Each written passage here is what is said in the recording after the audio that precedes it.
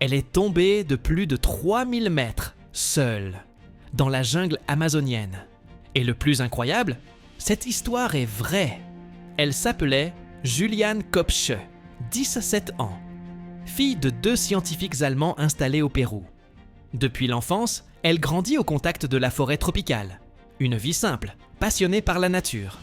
Le 24 décembre 1971, elle prend un vol commercial avec sa mère pour rejoindre son père. Un voyage de moins d'1 heure. Un trajet banal, jusqu'à ce que tout bascule. À mi-parcours, l'avion traverse une cellule orageuse monstrueuse. Des éclairs frappent tout autour, puis un impact direct. L'aile droite se désintègre. L'avion se brise. Juliane est aspirée dans le vide, encore attachée à son siège. Elle chute 3000 mètres vers la forêt amazonienne. Sans pouvoir crier, sans comprendre, sans espoir. Contre toute logique, elle survit à la chute. Elle se réveille seule, étourdie, blessée, clavicule cassée, profonde entaille au bras, hématome à l'œil. Et surtout, elle n'a plus de chaussures.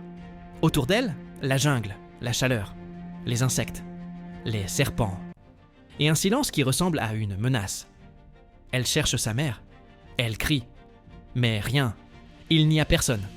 Alors, elle se rappelle de ce que son père lui a appris. Suis l'eau. Toujours. Elle trouve un petit ruisseau et elle marche. Dans l'eau. Pendant des heures. Pendant des jours. Pour éviter les serpents, les insectes, les prédateurs. Tu aurais continué. Ou tu aurais abandonné après 1 jour, 2 jours, 10 jours. Après 11 jours à avancer seule, dormant sous des feuilles, mangeant presque rien, affamée, infectée, épuisée. Elle aperçoit une barque, puis une petite cabane abandonnée. Elle a enfin un abri. Mais la douleur est insoutenable. Des larves se sont installées dans sa plaie au bras. Quand les bûcherons reviennent le lendemain, elle ne peut même plus parler normalement. Elle murmure juste, plus calme, « Je suis seule.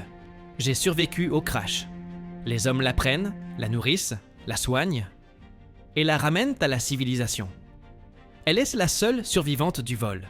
91 personnes sont mortes. Elle, une adolescente, a survécu au ciel, puis à la jungle. Elle grandira, deviendra biologiste comme ses parents et racontera son histoire pour aider les autres à comprendre la force et la brutalité de la nature. Cette histoire vraie nous rappelle une chose. Même quand tout semble perdu, il reste toujours un chemin. Même minuscule, même fragile.